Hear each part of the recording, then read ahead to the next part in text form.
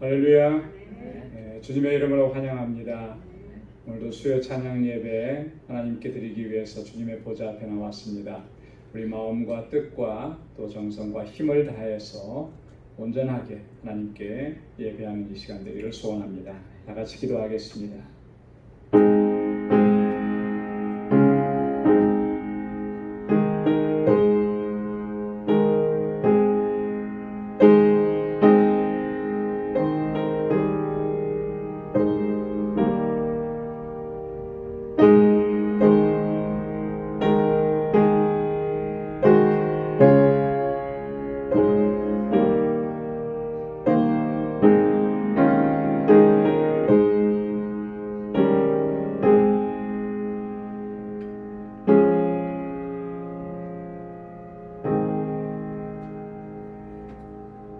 내 영혼아 여호와를 송축하라. 내 속에 있는 것들아 다 그 성호를 송축하라. 내 영혼아 여호와를 송축하며 그 모든 은택을 잊지 말지어다. 저가 내 모든 죄악을 사하시며 내 모든 병을 고치시며 내 생명을 파멸에서 구속하시고 인자와 긍휼로 관을 씌우시며 좋은 것으로 내 소원을 만족해 하사 내 청춘으로 독수리같이 새롭게 하시는도다. 아멘. 은혜가 풍성하시고 자비하신 여호와 하나님 아버지, 지난 성일후 3일 동안도 저희들을 지켜주시고 보호해 주시며 또 우리의 삶의 정황 속에서 하나님의 은혜 가운데 승리의 삶을 살게 하시고 오늘 이 저녁에 다시금 주님의 보좌 앞에 불러주셔서 여호와 하나님 주님을 찬양하며 주님께 영광 돌리며 예배하게 하심을 감사합니다. 우리 온 마음과 정성과 힘을 다하여 오직 주님께만 영광 돌리는 이 시간 되게 하여 주옵소서. 세상에 살면서 상하고 찢긴 모습 그대로 나왔사오니 주님의 손으로 만져주시고 위로하시고 치료하시고 온전하게 회복시켜 주시며 하나님께서 주시는 평강으로 가득히 채워 주옵소서. 주의 백성들이 주님 앞에 드리는 이 예배를 기뻐 흠양해 주시고 한량없는 은혜와 평강으로 덧입혀 주옵소서. 이 예수님의 이름으로 기원하옵나이다. 아멘. 우리 찬송 211장 찬송 함께 하겠습니다.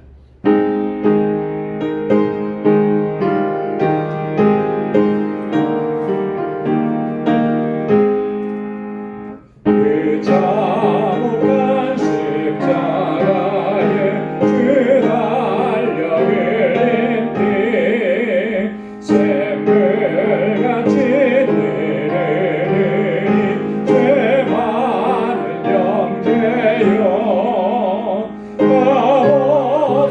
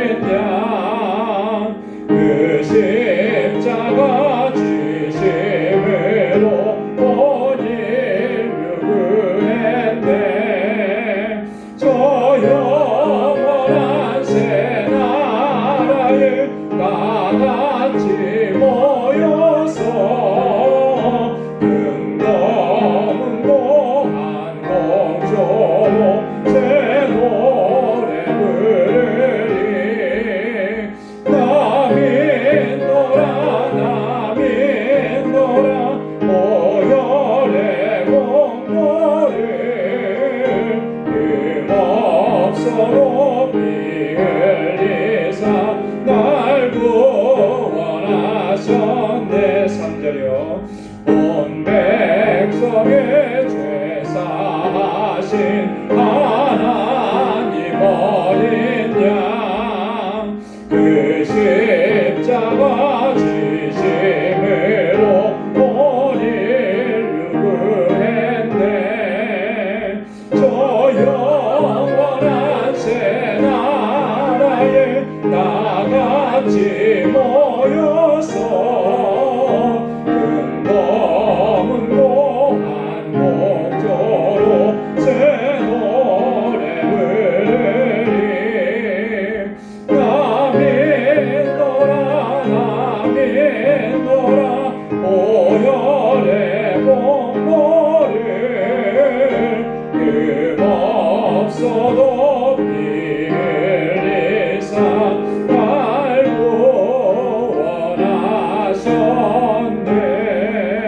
구원하셨네. 아멘. 우리 주님의 십자가 보혈로 나를 구원하시고 이렇게 하나님의 거룩한 백성이 되게 하신 것, 그 은혜 늘 감사하면서 우리 기쁨으로 주님을 찬양하는 저희들 되기 원합니다. 찬송 214장 변찮는 주님의 사랑과 우리 힘차게 찬양하겠습니다.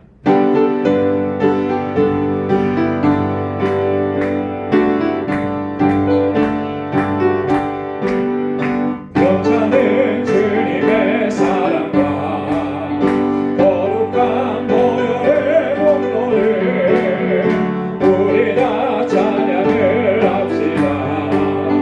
주님을 만나볼 때까지 예수는 우리를 깨끗게 하시는 주시니 그의 피 우리를 눈보다 너희게 하셨네.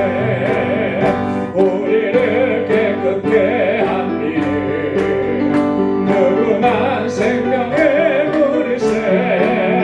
생명을 구원한 친구들 하나님 찬양을 합시다.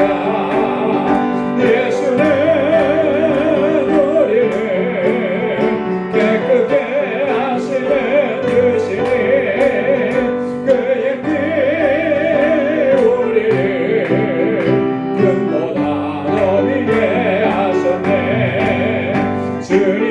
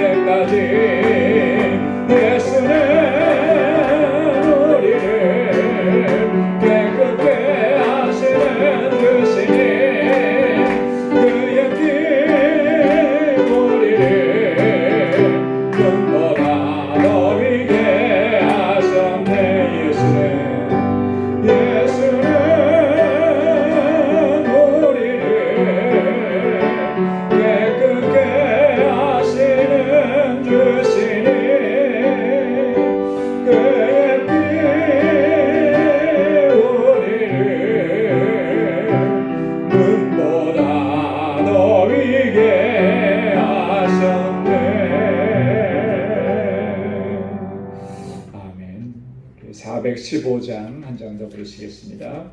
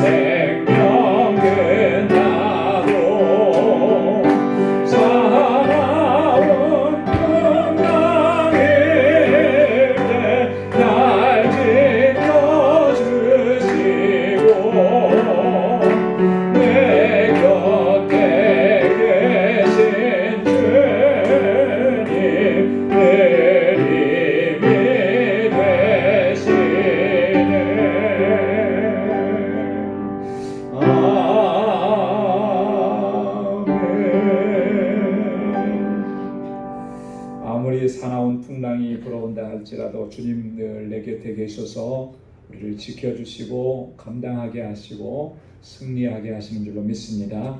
이 시간 주님의 도우심을 구하며 우리의 마음의 소원을 하나님께 아뢰고 또 우리 방주교회와 또 우리 모든 지체들을 위해서 또 우리 교회 각 기관들과 세우신 주의 종들을 위해서 또 우리 지체들 가운데 육신이 연약한 분들을 위해서 우리 이 시간 또 우리 세계 곳곳에서 주의 복음을 증거하는 선교사님들을 위해서 또 우리 알라메다 방주교회를 위해서 또 우리 이곳에서 자라는 어린 심령들을 위해서 또 우리 조국 대한민국을 위해서 우리 이 시간 다 같이 통성으로 마음을 같이 해서 함께 기도하겠습니다. 하나님 아버지 주님의 사랑과 은혜를 감사합니다. 아버지 하나님께서 저희들을 지극한 사랑으로 놀라우신 은혜를 베풀어 주시며 날마다 아버지 주의 긍휼과 자비를 베풀어 주시니 고맙고 감사합니다. 참으로 어리석고 연약하고 우둔하여서 또한 아버지 하나님 주님의 말씀에 순종하지 아니하고 아버지 하나님의 뜻대로 내 편안한 마음대로 행했던 저희들이 아버지 하나님 이렇게 다시금 주님의 부르심 앞으로 나와왔습니다. 아버지 우리의 허물과 죄악을 주님 앞에 고백하고 아버지 하나님 우리의 교만한 마음을 주님의 십자가 앞에 내려놓사오니 주여 하나님 용서하여 주시고 용납하여 주시고 주의 자비를 베풀어 주시고 다시 한번 은혜를 베풀어 주셔서 그 은혜 안에서 살아갈 수 있도록 도와주옵소서. 이 세상 살면서 여러 가지로 찢기고 상한 모습 그대로 나왔습니다. 주님의 그 치료하시는 손길을 기다립니다. 주님의 위로하심을 기다립니다. 주님의 손으로 만져주시고 치료하시고 위로하셔서 새 힘을 허락해 주시고 이제는 오직 주님만 의지하고 그 믿음으로 살아가는 저희를 되게 하여 주시옵소서. 저희들 이 시간 하나님 주님 앞에 간절하게 마음을 같이하여서 간구하고 기도합니다. 우리 주님 세워주신 우리 광주교회가 정말 주님 보시기에 아름다운 믿음의 공동체로 아름다운 사랑의 공동체로 든든하게 서가게 하시고 주님의 주신 사명을 잘 감당할 수 있도록 은혜 베풀어 주시며 이 세상을 향하여서 구원의 방주로서 진리의 등대로서의 사명을 온전하게 감당할 수 있도록 도와주옵소서. 그래서 믿음의 역사와 사랑의 수고와 소망의 인내로 소문난 교회가 되게 하여 주옵시고 아버지 하나님 세상 가운데 주의 사랑을 전하기에 조금도 부족함 없게 하여 주옵소서.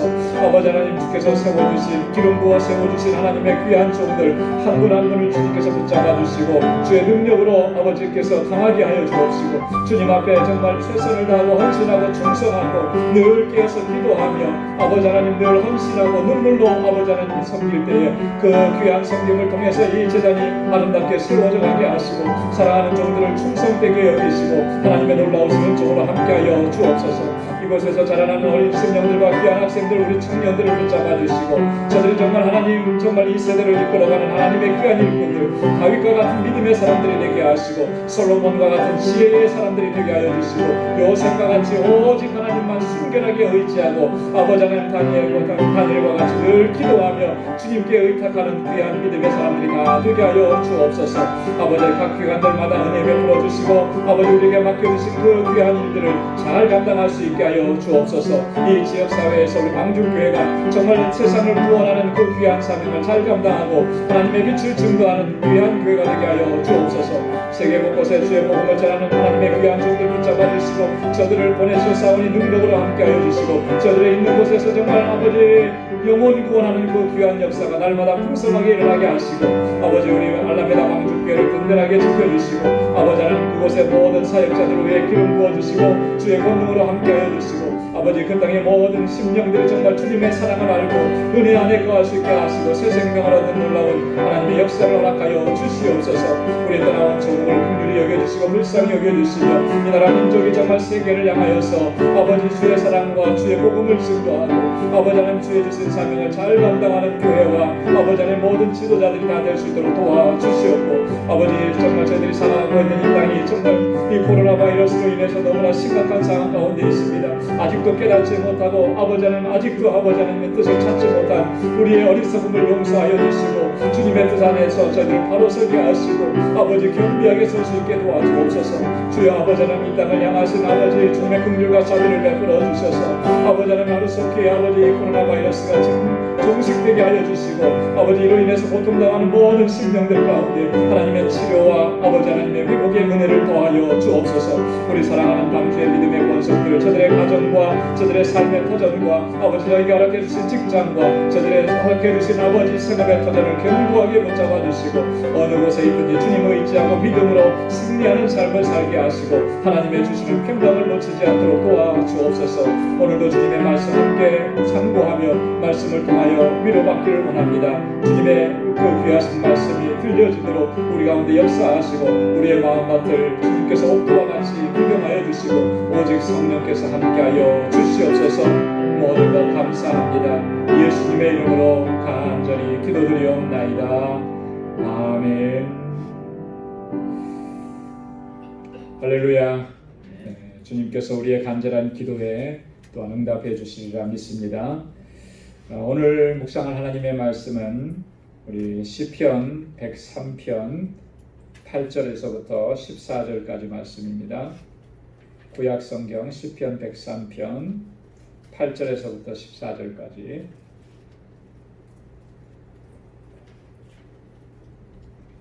우리 찾으셔서 한 절씩 교독하도록 하겠습니다. 여호와는 자비로우시며 은혜로우시며 노하기를 더디하시며 인자하심이 풍부하시도다. 항상 정책지 아니하시며 너를 영원히 품지 아니하시리로다. 우리의 죄를 따라 처치하지 아니하시며 우리의 죄악을 따라 갚지 아니하셨으니 이는 하늘의 땅에서 높음 같이 같이 그를 경외하는 자에게 그 인자하심이 크심이로다. 동이 서에서 먼 것 같이 우리 죄가를 우리에게서 멀리 옮기셨으며 아비가 자식을 불쌍히 여김같이 여호와께서 자기를 경외하는 자를 불쌍히 여기시나니. 다 함께요. 이는 저가 우리의 체질을 아시며 우리가 진토임을 기억하심이로다. 아멘. 그리고 우리 교재에 말씀을 제가 기록해 놨는데요. 고린도후서 1장 3절 말씀 우리 한번 같이 봉독해 볼까요? 찬송하리로다. 그는 우리 주 예수 그리스도의 하나님이시요 자비의 아버지시요 모든 위로의 하나님이시며. 아멘. 야고보서 5장 11절입니다. 보라, 인내하는 자를 우리가 복되다 하나니 너희가 욥의 인내를 들었고 주께서 주신 결말을 보았거니와 주는 가장 자비하시고 긍휼히 여기시는 자시니라. 아멘. 하나님은 어떤 분이신가, 또 하나님의 성품에 대해서 저희가 수요일마다 계속 공부를 해오고 있는데요. 오늘 함께 봉독한 그 말씀이 세 구절입니다. 시편 103편, 고린도후서 1장 3절, 야고보서 5장 11절. 각각의 성경 구절에 보면 공통적으로 나오는 말이 있죠. 뭐가 나옵니까? 하나님은 자비로우시다. 자비로우신 하나님에 대해서 증거하고 선언합니다. 그래서 오늘은 이 하나님의 성품 5번째 시간으로 자비로우신 하나님입니다. 한번 따라서 해보십시오. 자비로우신 하나님. 자비로우신 하나님. 우리가 하나님을 부를 때, 그리고 기도할 때마다 하나님의 호칭을 부르는데요. 가장 많이 부르는 호칭 중에 하나가 이 호칭인 것 같아요. 그죠? 자비로우신 하나님, 자비로우신 하나님. 특별히 구약 성경이나 신약 성경에 보면 전반적으로 전체적으로 이 하나님의 자비로우심에 대해서 계속해서 이야기합니다. 구약 성경에서뿐만 아니고 신약 성경에서도 또 예수님의 말씀을 통해서도 이 자비로우신 하나님에 대해서 많이 얘기해요. 그래서 그 하나님의 자비로우심은 어떤 것이고 또 우리에게 어떻게 역사하시는지 우리가 그런 것들을 좀 간단하게 살펴보려고 합니다. 자비는요, 하나님의 속성입니다. 하나님의 대표적인 속성 중에 하나가 자비예요. 특별히 구약 성경에 보면 출애굽기서를 보면 그 하나님의 자비하심을 출애굽기는 굉장히 탁월하게 선포합니다. 이스라엘 백성들이 하나님의 앞에서 범죄했음에도 불구하고 그들을 용납하시고 용서하시고 그들에게 긍휼을 베풀어 주시고 항상 인자하게 행하시는 그 모습이 하나님의 자비라고 하는 것이죠. 그래서 출애굽기 34장 4절로 7절에 보면 우리 한번 같이 읽어볼까요? 시작. 모세가 돌판 둘을 처음 것과 같이 깎아 만들고 아침에 일찍이 일어나 그 두 돌판을 손에 들고 여호와의 명대로 시내산에 올라가니 여호와께서 구름 가운데 강림하사 그와 함께 거기 서서 여호와의 이름을 반포하실세 여호와께서 그의 앞으로 지나시며 반포하시되 노하기를 더디하고 인자와 진실이 많은 하나님이로라. 인자를 천대까지 베풀며 악과 과실과 죄를 용서하사 형벌받을 자는 결단코 면죄하지 않고 아비의 악을 자여손 3, 4대까지 보응하리라. 아멘. 이 말씀은 언제 주신 말씀이냐면요. 모세가 하나님께로부터 십계명과 율법을 받기 위해서 다시 두 번째로 시내산에 올라갔을 때, 첫 번째 올라가서 40일 동안 금식하면서 하나님의 말씀을 받았잖아요. 십계명의 두 돌판을 가지고 내려왔습니다. 그러다가 밑에서 우상 숭배하는, 그죠? 금송아지 우상을 섬기는 모습을 보고 이 모세가 분노했죠. 대노했습니다. 진노해서 그 십계명 두 돌판을 깨뜨렸습니다. 그리고 나서 하나님께서 이스라엘 백성들을 다 멸하시겠다고 하셨을 때 모세가 하나님 앞에 나아가서 중보의 기도를 하죠. 그래서 하나님께서 그 모세의 중보 기도를 받아들이셨어요. 그리고 나서 다시 모세를 신의 산으로 부르셨습니다. 그리고 다시 40일 동안 금식하면서 하나님의 말씀을 받게 한 거예요. 자, 그랬을 때 하나님께서 오늘 본문에 보니까 뭐라고 얘기하냐면 하나님께서 여호와의 이름을 반포하셨다 그랬어요. 하나님의 이름을 반포하셨다. 근데 이 하나님의 이름은 하나님의 성품, 하나님의 속성을 내포하고 있는, 포함하고 있는 그런 이름이라고 하는 거예요. 그래서 그 이름을 어떻게 반포하셨냐면 노하기를 더디하고 인자와 진실이 많은 하나님이로다, 이렇게 말씀을 하신 거예요. 노하기를 더디하고, 그때 분노해서 다 멸절시켜 버리는 게 아니라 끝까지 참고 기다려주시는, 인내하시는 하나님이라는 거죠. 인자가 많으시고 진실하신 하나님, 인자하신 하나님이시다. 그래서 그 인자를 언제까지 베풀어 주시느냐면 1000대까지 베풀어 주신다 그랬어요. 여러분, 그 인자하심을 1000대까지 베풀어 주신다는 건 뭐죠? 영원토록 인자를 베풀어 주신다라고 하는 그런 말이잖아요. 자, 이렇게 하나님의 자비하심을 출애굽기는 선포하고 있다라고 하는 것이죠. 그 하나님의 자비는요, 하나님의 본성입니다. 하나님의 본성이에요, 본성. 그 본성이라는 말을 했을 때 우리가 한 가지 좀 주의해야 될 것은요, 우리는 우리식으로 참 표현해서 하나님께서 소유하신 속성이다라고 해서 소유한다라는 말을 좀 흔하게 사용을 해요. 그죠? 소유한다는 건 뭐죠? 가지고 있다라고 하는 거예요. 가지고 있다라고 하는 것은 예를 들어서 어떤 물건 같은 거를 가지고 있다, 뭐 이런 표현을 써요. 근데 사실 이 소유한다라고 하는 말에는 조금 위험한 요소가 있어요. 왜냐하면 뭔가를 내가 소유하고 있다라고 하면 그것은 또 다른 편으로 얘기하면 소유하고 있기 때문에 그걸 잃어버릴 수도 있다, 써버릴 수도 있다, 그것이 증가할 수도 있고 감소할 수도 있다라고 하는 그런 의미를 내포하고 있어요. 소유하고 있다. 여러분들이 한번 소유하고 계신 것들을 한번 보십시오. 항상 그대로 있는 게 있나요? 소유하고 계신 게? 그렇지 않아요, 그죠? 물질적인 것들이기 때문에 변화가 생기게끔 되어 있습니다. 그렇죠? 그래서 소유하고 있다라고 하는 개념은 그런 의미를 내포하기 때문에 하나님께서 자비로우신 성품을 소유하고 있다라고 하는 표현은 정확한 표현이 아니에요. 그래서 하나님의 자비는 뭐냐? 그러니까 하나님의 본질이다라고 합니다. 본질.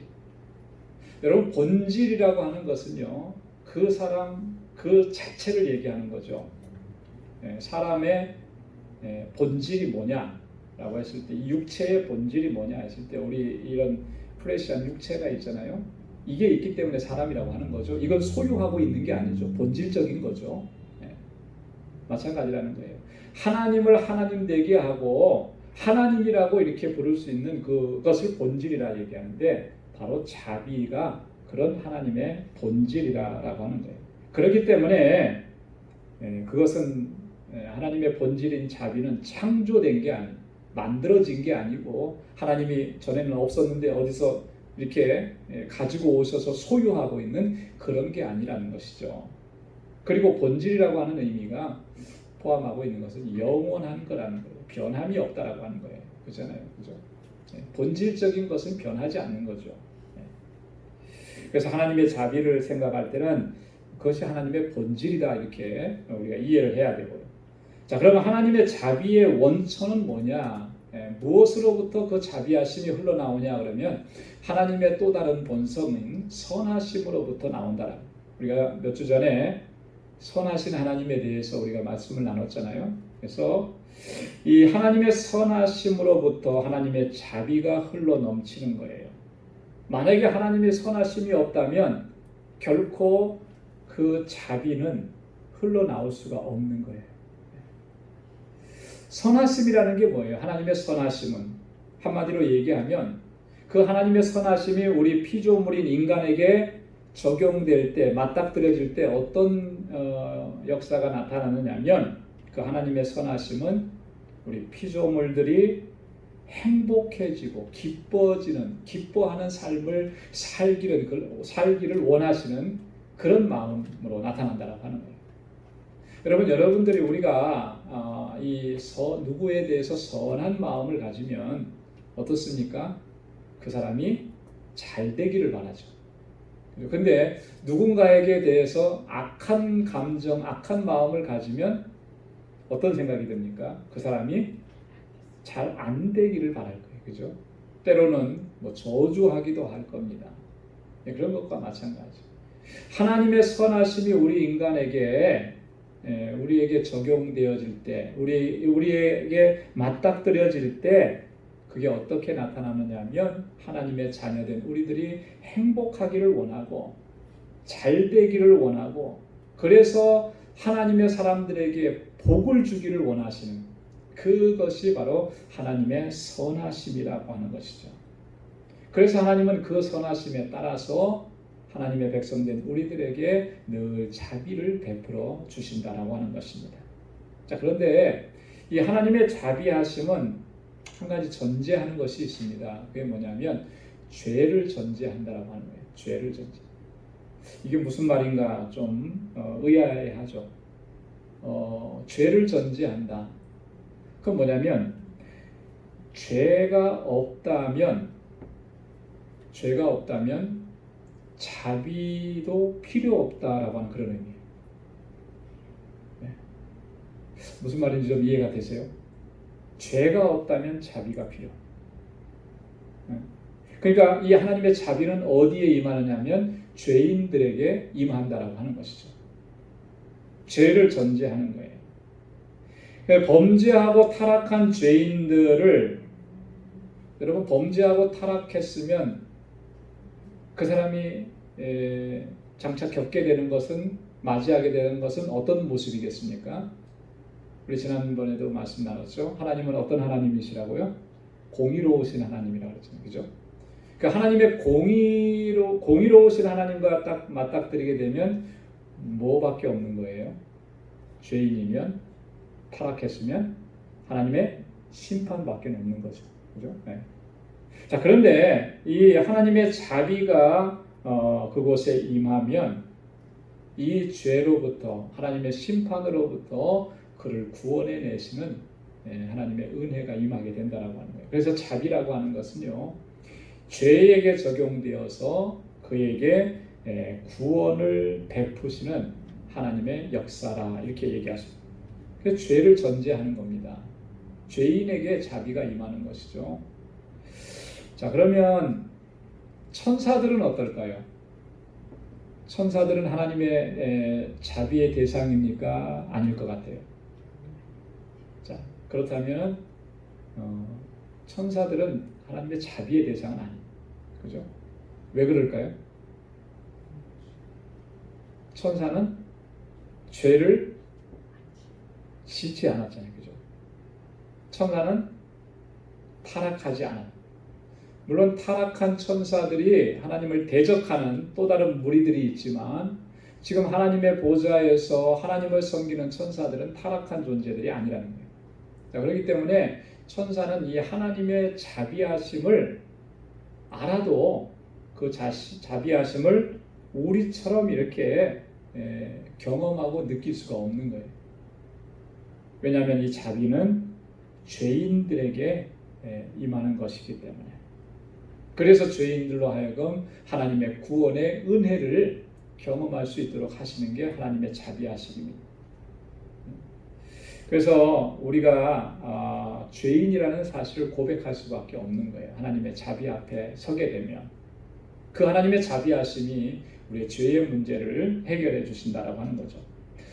자, 자비의 의미를 보면 구약 성경에서는 이 하나님의 자비를 어떻게 설명하고 있느냐면 여러 가지로 설명합니다. 그 중에 몇 가지를 좀 정리해 보면 불쌍히 여긴다, 또 친절을 베풀어 주신다, 적극적으로 긍휼을 베푸신다, 또 용서하신다, 이런 의미로 자비라는 용어가 사용이 되고 있습니다. 그래서 구약 성경인 히브리어의 자비라는 말은요, 라함이라는 단어를 쓴다고 그래요. 라함, 긍휼이라는 말. 그래서 우리말로 설명할 때는 긍휼이라는 번역으로 많이 사용. 그리고 또 때로는 헤세드라는 말로서 쓰기도 해요. 헤세드. 여러분 헤세드는 많이 들어보셨죠? 네, 여기를 한번 봐주시고요. 헤세드라는 말 많이 들어보셨잖아요. 네, 인자하심이라는 인자하심. 하나님의 인자. 여러분 인자라는 말은 언약적인 사랑이다 그렇게 말씀을 드렸었어요. 지난번에. 그러니까 그 하나님의 그 언약적인 사랑, 인자하심 그것이 바로 헤세드인데 그것이 또 자비라는 말로 우리에게 알려져 있는 것입니다. 그래서 구약 성경에서 의미하는 자비는 이렇게 우리에게 친절을 베푸시고 우리를 불쌍히 여겨주시고 우리를 긍휼히 여겨주시고 우리 죄인을 용서해 주시는 그런 하나님이시다. 근데 이 모든 것들이 어떻게 우리에게 다가오느냐면요, 적극적으로 하나님이 행동하신다라고 하는 거예요. 아주 적극적으로 우리를 긍휼히 여기시고 우리를 불쌍히 여기시는 그 마음이 그냥 강 건너 불구경하듯이 그렇게 하나님께서 보시는 것이 아니라 적극적으로 우리에게 다가오셔서 그 긍휼과 자비를 베풀어 주신다는 거죠. 그래서 출애굽기 2장 23절 25절 말씀에 보면 우리 한번 같이 읽어볼까요? 시작. 여러 해 후에 애굽 왕은 죽었고 이스라엘 자손은 고역으로 인하여 탄식하며 부르짖으니 그 고역으로 인하여 부르짖는 소리가 하나님께 상달한지라 하나님이 그 고통 소리를 들으시고 아브라함과 이삭과 야곱에게 세운 그 언약을 기억하사 이스라엘 자손을 권념하셨더라. 아멘. 하나님께서 이스라엘 백성들을 애굽에서부터 구원해 내시기 위해서 얼마나 그죠? 적극적으로 그 백성들 가운데서 역사하셨는지를 보여주시잖아요. 그들의 고통 소리를 들으시고 들으셨어요. 왜 고통스러워하는지 그 고통 신음소리가 얼마나 큰지 들으셨습니다. 그리고 나서 아브라함과 그 믿음의 조상들과 약속하셨던 그 언약을 기억하셨다 그랬어요. 여러분 아브라함에게 하나님께서 약속하신 게 뭐였습니까? 이방 땅에서 너희가 객이 될 것이지만 400년이 지나고 나면 다시 돌아오게 하시겠다는 게 그게 하나님의 약속이었는데 그 언약을 잊어버리시지 않은 거예요. 항상 기억하고 계신 거예요. 그리고 이스라엘 자손을 권념하셨더라 그랬습니다. 권념하셨다. 그들을 불쌍히 여기셨다라고 하는 그런 의미인데요. 단지 이것은 어떤 그 생각으로만 불쌍히 여기고 이 감정적으로만 불쌍히 여겼다는 말이 아니고 행위를 포함하는 거예요. 행동을 포함하는 거죠. 그래서 하나님께서 그들을 구원하시기 위해서 하나님께서 친히 행동하신 겁니다. 어떻게 행동하셨습니까? 모세를 부르신 거죠. 그리고 모세를 그들에게 보내신 거예요. 그렇게 하나님께서는 자비를 베푸시기 위해서 적극적으로 행동하셨다. 이 자비라고 하는 것은 그렇기 때문에 명사가 아니라 동사라 이렇게 표현을 합니다.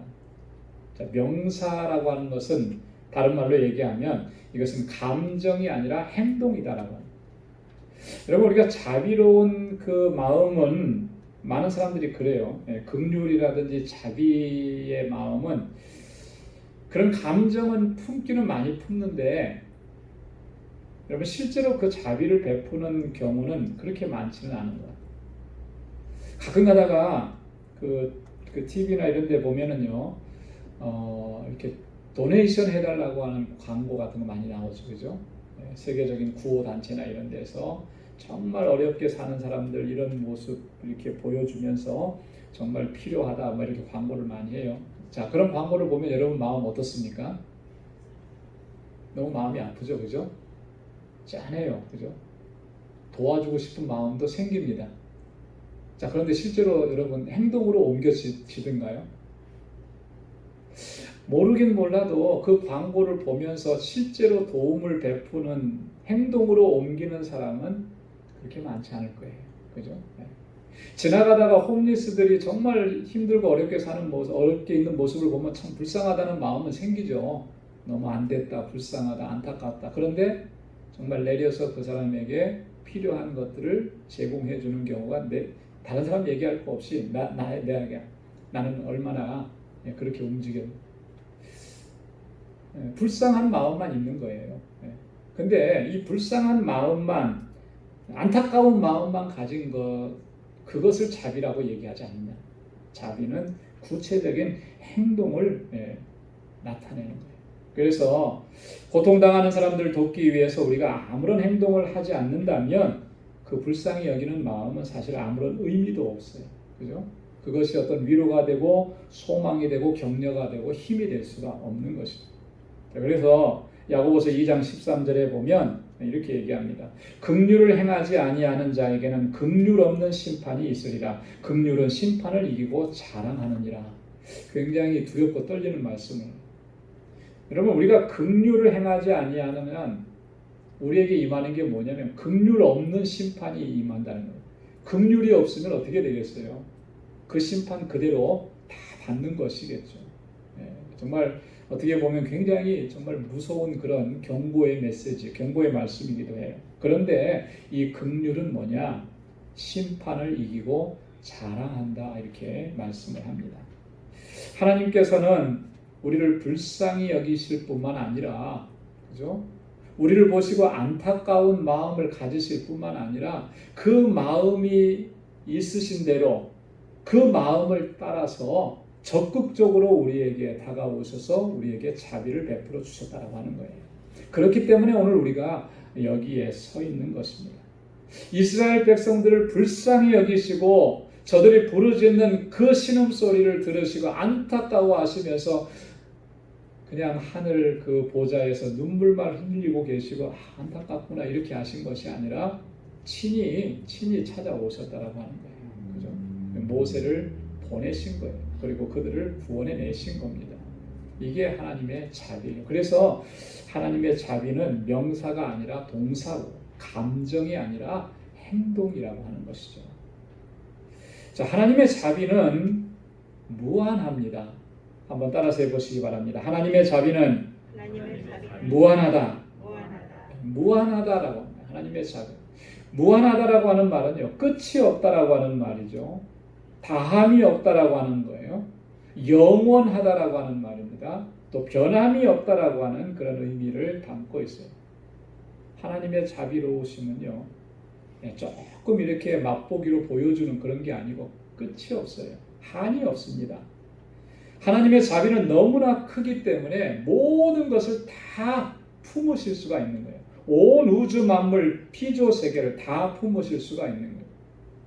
하나님께서 품지 못할 사람은 없다라고 하는 거예요. 우리는 종종 그렇게 생각할 때가 참 많아요. 저 사람은 정말 너무나 악하고 너무나 정말 파렴치하고 그래서 하나님도 저 사람을 포기하시지 않았을까? 아무리 하나님이 자비로운 하나님이시라고 해도 용납하시지 않을 거다. 그렇게 생각할지 모르지만요. 그건 철저하게 우리 인간적인 생각입니다. 나는 그렇게 생각할지 몰라요. 그죠? 우리는. 그러나 하나님은 그렇지 않다. 자비의 하나님은 누구라도 다 품으실 수가 있는 거예요. 아무리 그 사람이 살인마라 할지라도. 그래서 이따가 뒤에도 한 번 더 나오겠습니다만 그만큼 하나님은 하나님의 자비는 무한하시기 때문에 한이 없으시기 때문에 하나님의 자비는 영원하다 그랬습니다. 그래서 시편 54편 8절에 보면 이렇게 말씀을 합니다. 다 같이 한번 읽어볼까요? 내가 넘치는 진노로 내 얼굴을 내게서 잠시 가리웠으나 영원한 자비로 너를 긍휼히 여기리라. 내 구속자 여호와의 말이니라. 이사야 54장 8절이에요. 영원한 자비로 너를 긍휼히 여기리라. 여러분 무슨 말이에요?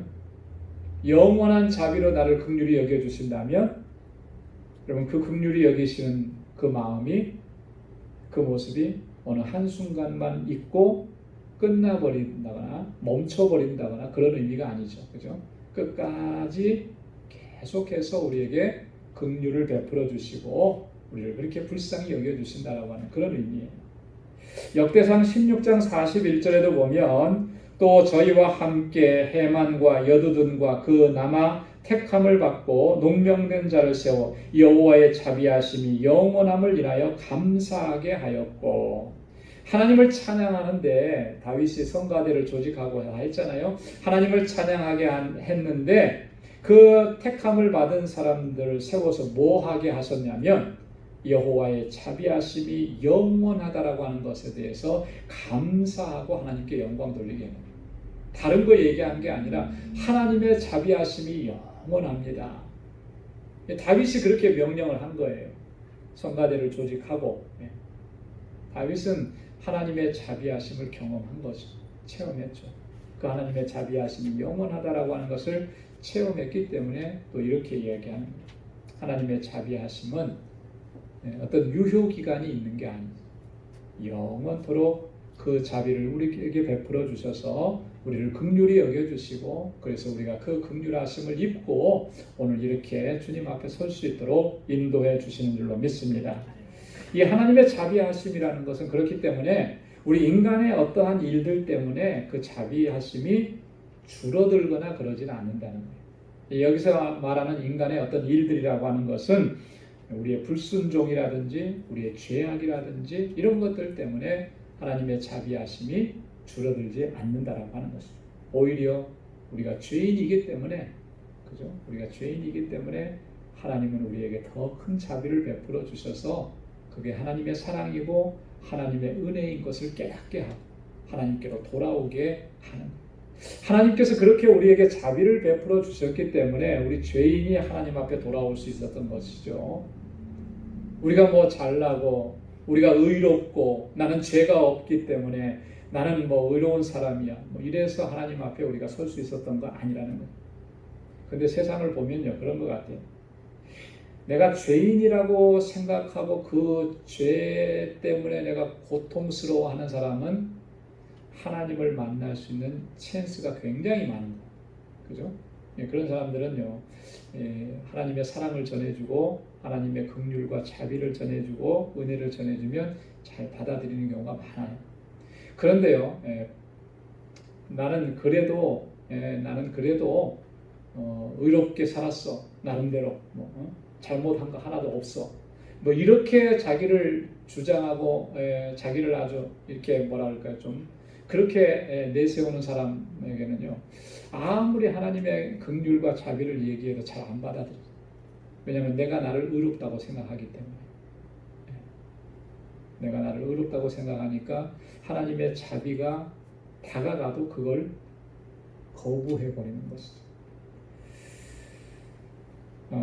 우리가 하나님의 자비하심을 이야기할 때 하나님의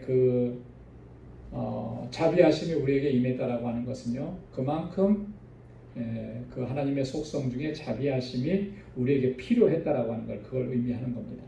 하나님의 속성이 참 많이 있습니다. 지금 우리가 오늘까지 해서 5가지 속성을 지금 공부하고 있는데 이후에도 굉장히 많이 있어요. 그런데 우리는 뭐 어떤 생각을 많이 하냐면 어떤 하나님의 속성보다는 더 크다, 더 작다, 이렇게 생각하는 경향이 없지 않아 있어요. 자, 여러분 한번 보십시오. 하나님은 거룩하십니다. 그죠? 자, 하나님은 자비하십니다. 라고 했을 때 어느 속성이 더 중요하고 더 큰 것 같아요? 우리는 자꾸 비교 많이 하려고 그러죠. 어떤 게 더 큰 것 같아요? 자비와 거룩함. 거룩함. 대부분 그렇게 생각할 거예요. 그런데 결코 그렇게 비교할 수 없다라고 하는 거예요. 다 똑같은 거예요. 같은 거예요. 다르지 않아요. 크고 작음이 없습니다. 많고 적음이 없다라고 하는 거예요. 그런데 왜 우리는 그러면 그렇게 생각하고 그렇게 느껴지는 것인가? 그건 뭐냐면 이런 거예요. 하나님의 그 다른 속성보다 이 속성이 내게 더 요구가 되는 것이기 때문에 그런 거예요. 자, 하나님의 거룩하심보다 지금 당장에 나에게 필요한 건 뭐예요? 하나님의 자비하심이라는 거예요. 그래서 그 자비하심이 내게 더 강하게 나타나서 그게 다른 속성보다 더 커 보이는 것이지 결코 그렇지 않다라고 하는 거예요. 하나님은 모든 속성이 다 같아요. 근데 자비한 사람, 자비가 필요한 사람에게는 자비가 나타나는 것이고, 인애가 필요한 사람에게는 인애가 나타나는 것이고, 은혜가 필요한 사람에게는 은혜가 더 크게 나타나는 거예요. 그래서 그것이 더 커 보인다라고 하는 것이죠. 그러나 결코 그렇게 하나님의 성품은 다르지 않다라는 거예요. 거룩하신 하나님은 동일하게 자비하시고 자비하신 하나님은 동일하게 은혜로우시고 은혜로우신 하나님은 동일하게 또한 선하신 거예요. 선하신 하나님은 동일하게 의로우신 거예요. 단지 그때 내게 필요한 것으로 하나님께서는 내게 필요한 성품으로 다가오시기 때문에 그게 더 커 보인 뿐이라고 하는 것이죠. 죄인에게 가장 절박하게 필요한 게 뭐냐? 그것은 바로 하나님의 자비라고 하는 것입니다. 왜냐하면 하나님의 자비가 임하지 않는다면 뭐가 임하기 때문에요? 하나님의 공의의 심판이 임할 수밖에 없기 때문에 그렇습니다. 하나님의 자비와 그럼 공의를 우리가 비교해 볼 때 여러분 우리에게 그 하나님의 자비와 공의는 각각 어떻게 적용이 되는가, 어떻게 나타나는가? 공의라고 하는 것, 하나님의 공의라고 하는 것은요, 결국은 하나님의 심판으로 우리에게 다가오게 됩니다. 그렇죠? 그래서 이 하나님의 공의는 지난번에도 말씀 나눴듯이 도덕적인 불공평이라든지 사악함 이런 것에 적용이 되어서 하나님의 심판이 임하게 됩니다. 그래서 우리 죄인에게 하나님의 공의가 적용이 된다면 우리에게 뭘 선언하냐면 사형을 선고합니다. 하나님의 공의는 그 하나님의 공의 앞에 의로움을 주장할 수 있는 사람은 아무도 없어요. 그죠? 어떻게 하나님 앞에 나는 죄가 없습니다라고 얘기할 수 있는 사람이 있겠어요? 없죠. 만약에 그렇게 된다면 하나님의 공의는 우리에게 사형 선고를 내리게 되는 겁니다. 공의는. 자, 그런데 하나님의 자비는 어떠냐? 똑같이 죄인인데 죄로 인해서 고통을 당하고 있고 범죄했는데 불순종했는데 하나님의 자비가 우리에게 임하면 어때요? 하나님의 이 공의의 심판을 집행하는 것을 미루시는 거예요. 하나님의 자비는 우리에게 그렇게 임합니다. 그래서 예레미야가 3장 22절에 보면 예레미야 선지자가 이렇게 얘기했습니다.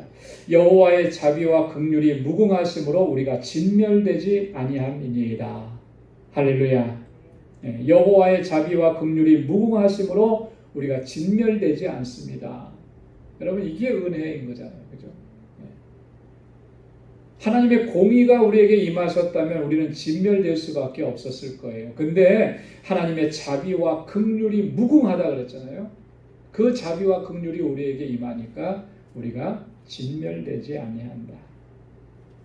만약에 하나님의 그 자비가 우리를 불쌍히 여겨서 이 하나님의 공의의 심판을 막지 않았다면 오늘 이 땅에 존재할 수 있는 사람이 누가?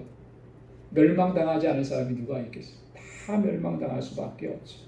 그런데 하나님은 그 긍휼과 자비를 우리에게 베풀어 주셔서 공의의 심판을 미뤄 주시는 거예요. 그래서 그 긍휼과 자비 안에 거하게 되면 심판이 아니고 하나님의 주시는 은혜와 구원을 얻고 하나님의 주시는 기쁨을 누리게 된다라고 합니다. 이 하나님의 자비하심은요, 심지어는 잔인한 독재자와 같은 이런 사람들에게도 하나님은 자비를 베푸십니다. 아까도 말씀을 드렸듯이 하나님의 사람들에게만 자비가 임한 것이 아니고 하나님의 자비는 이런 사람들에게까지도 임한 그 요나 선지자가 활동할 당시에 하나님의 자비, 긍휼은 누구에게 임했냐면 아수르라고 하는 나라에 임했어요. 그죠? 니느웨에 임했어요. 만약에 하나님께서 공의로 그들을 심판하시기로만 했다면 그냥 그대로 심판하셔도 됐을 거예요. 그런데 하나님 그렇게 하시지 않고 요나를 보내서 니느웨 성에 가서 하나님의 심판이 임할 것을 선포하라 그랬죠. 그리고 나서 그들이 하나님 앞에 회개하고 돌아왔을 때 하나님께서 그들을 심판하시지 않고 구원해 주셨어요. 우리가 상식적으로 생각하면 니느웨는 심판받아 마땅하잖아요. 그런데 하나님께서는 그들을 자비로 대해 주셨다라고 합니다. 아합 왕 같은 경우도 그래요. 아합 왕은 정말로 얼마나 악한 왕이었습니까? 그런데 이 아합 왕이 한때 엘리야 선지자의 말을 듣고 회개했던 적이 있었어요. 물론 일시적이고 잠깐이었죠. 그때 하나님께서 아합의 회개를 받으셨습니다. 그래서 긍휼을 베풀어 주셨어요. 여러분, 아무리 세상에 악한 그런 흉악범이라 할지라도 그들에게 하나님의 이 자비가 임하는 거예요. 그랬기 때문에 그 가운데에는 구원받고 회심하고 하나님의 백성으로 돌아오는 예들이 생겨나게 된 것이죠. 만약에 그런 죄인들에게, 죄인 중에 괴수들에게, 정말 잔인한 사람들에게, 추악한 사람들에게 하나님의 자비가 임하시지 않았다면 이런 오늘날 우리가 지금 은혜로 정말 받아들이는 그런 어떤 역사들은 하나도 우리가 경험하지 못할 거예요. 심지어는 우리조차도, 나도 하나님 앞에서 은혜를 입을 수가 없게 된다는 거죠. 우리 찬송가 405장 잘 아시죠? 나 같은 죄인 살리신 존 뉴턴이 지금 찬송시입니다. 이 사람은 뭐 하던 사람이었습니까? 당대에 정말 악한 노예 상인이었어요. 노예 상인이었어요. 자, 그 정도면은 정말 하나님께서 심판하셔도 뭐라고 하지 않을 거예요. 근데 그 잔인하고 악독한 이 뉴턴에게 하나님의 긍휼과 자비가 임했던 거죠. 그래서 그가 그 하나님의 사랑을 경험하고 체험하고 그리고 나서 돌아와서 그가 쓴 신앙 고백적인 시가 바로 이 나 같은 죄인 살리신 이 찬양이에요. 오늘 우리에게도 그렇게 하나님께서는 자비를 베풀어 주셔서 오늘 이 자리에 서게 하신 줄로 믿습니다. 그렇다면 우리가 하나님의 그 자비에 대해서 어떻게 반응을 해야 되겠는가라고 하는 거예요.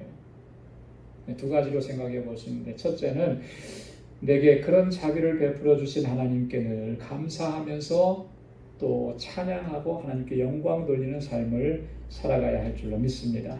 그래서 시편 기자들이 보면 하나님의 그 은혜와 하나님의 자비를 찬양을 했습니다. 시편 111편 4절에 보면 그 기이한 일을 사람으로 기억해 하셨으니 여호와는 은혜로우시고 자비하시도다. 시편 116편 5절 6절에 여호와는 은혜로우시며 의로우시며 우리 하나님은 자비하시도다. 여호와께서 어리석은 자를 보존하시리니 내가 낮게 될 때에 나를 구원하셨도다. 시편 145편 8절로 9절에 여호와는 은혜로우시며 자비하시며 노하기를 더디하시며 인자하심이 크시도다. 여호와께서 만유를 선대하시며 그 지으신 모든 것에 긍휼을 베푸시는도다. 하나님의 자비를 경험한 사람은 이렇게 하나님을 찬양하고 감사하고 영광 돌리는 삶을 살아가야 마땅한 줄로 믿습니다.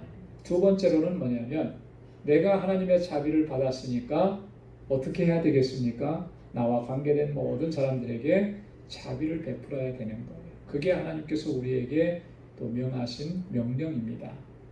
마태복음 12장 7절에 보면 나는 자비를 원하고 제사를 원치 아니하노라 하신 뜻을 너희가 알았다면 무죄한 자를 죄로 정치 아니하였으리라. 나는 자비를 원한다. 하나님께서 자비를 원한다. 무슨 말이에요? 우리가 살아가는 삶 속에서 우리가 함께하는 사람들에게 너희가 받은 그대로 그 자비를 행하면서 살아가기를 원하신다. 이게 하나님의 뜻이라는 거죠. 누가복음 6장 35절 36절에도 보면 오직 너희는 원수를 사랑하고 선대하며 아무것도 바라지 말고 빌리라. 그리하면 너희 상이 클 것이요 또 지극히 높으신 이의 아들이 되리니 그는 은혜를 모르는 자와 악한 자에게도 인자로우시니라. 너희의 아버지의 자비하심과 같이 너희도 자비하라. 할렐루야. 하나님의 자비하심과 같이 너희도 자비하라. 하나님은 은혜를 모르는 자와 악한 자에게도 인자로우시다 그랬다. 하나님이 그렇게 대해 주신다면 오늘 우리도 그렇게 해야 되는 것이 당연한 것이라는 거죠. 골로새서 3장 12절에도 보면 그러므로 너희는 하나님의 택하신 거룩하고 사랑하신 자처럼 긍휼과 자비와 겸손과 온유와 오래 참음을 옷 입고, 이런 옷을 입으라는 거예요. 긍휼의 옷을 입고 자비의 옷을 입으라는 거예요. 그 옷을 입으라는 건 뭐예요? 그렇게 살아가라라고 하는 거죠. 그러한 삶을 살아가는 거예요. 갈라디아서 5장 22절 23절에 보면 오직 성령의 열매는 사랑과 희락과 화평과 오래 참음과 자비와 양선과 충성과 온유와 절제니 이 같은 것을 금지할 법이 없느니라. 아멘. 사랑의 열매를 우리가 대표적으로 9가지를 여기서 얘기하는데 그 중에 하나가 자비라 그랬잖아요. 사랑의 이 성령의 열매. 이 성령의 열매라는 게 뭐겠습니까? 성령께서 우리에게 임하셔서 우리의 삶으로 나타나는 그런 삶의 모습들인 거죠. 그 중에 하나가 자비예요. 자비로 행하라. 그것이 하나님의 뜻이다. 자비하신 하나님께서 우리에게 긍휼을 베풀어 주셨고 끝없는 무한한 한량 없는 자비를 베풀어 주셔서 우리가 그 은혜로 살게 하셨고요. 그리고 우리에게 기대하시는 것은 이제 모든 사람에게 자비를 행하라. 아버지가 너희에게 자비하신 것처럼 너희도 그렇게 행하라. 이 말씀을 우리가 늘 기억하면서 또 우리의 삶의 현장 속에서 그렇게 하나님께서 베푸신 자비를 또 베풀면서 하나님의 뜻을 이루어가는 저와 여러분들의 삶이 될 수 있기를 주님의 이름으로 축원합니다. 기도하겠습니다.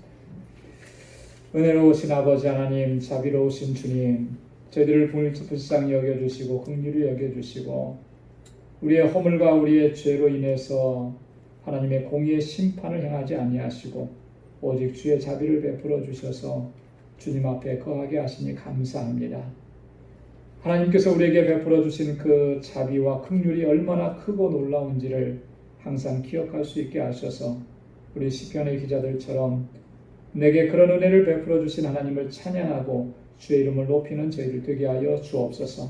우리를 향하신 하나님의 뜻을 분명하게 깨닫게 하시고 우리의 삶의 현장 속에서 아버지 하나님 우리와 함께하는 모든 사람들에게 그 긍휼과 자비를 베풀면서 하나님의 뜻을 이루어가는 저희들 되게 하여 주옵소서. 우리 방주의 모든 믿음의 권속들 주님께서 늘 강건하게 붙잡아 주시고 주의 능력으로 늘 함께하여 주옵소서. 이 땅에서 사는 동안에 정말 하나님의 자녀답게 살게 하시고 우리 믿음의 여정에서 하나님 주님의 전신갑주로 입혀주셔서 승리의 삶을 살게 하시고 우리에게 허락하신 그 모든 사명들을 잘 감당할 수 있는 주의 신실한 종들이 되게 하여 주옵소서.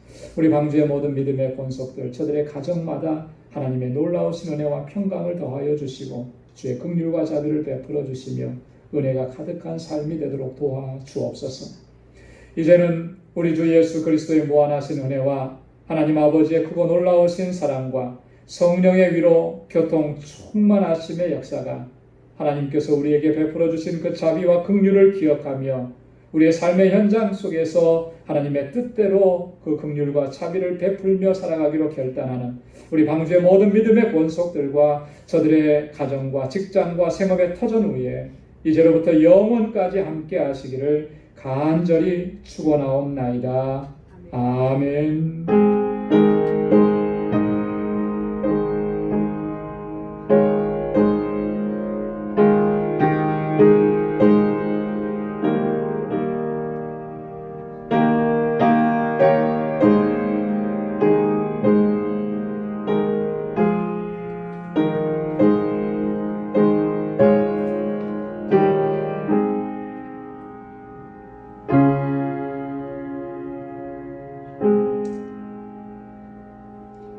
이상으로 수요 찬양 예배 모두 마치도록 하겠습니다. 또 이후로 주일까지 또 믿음 안에서 승리하시길 바랍니다.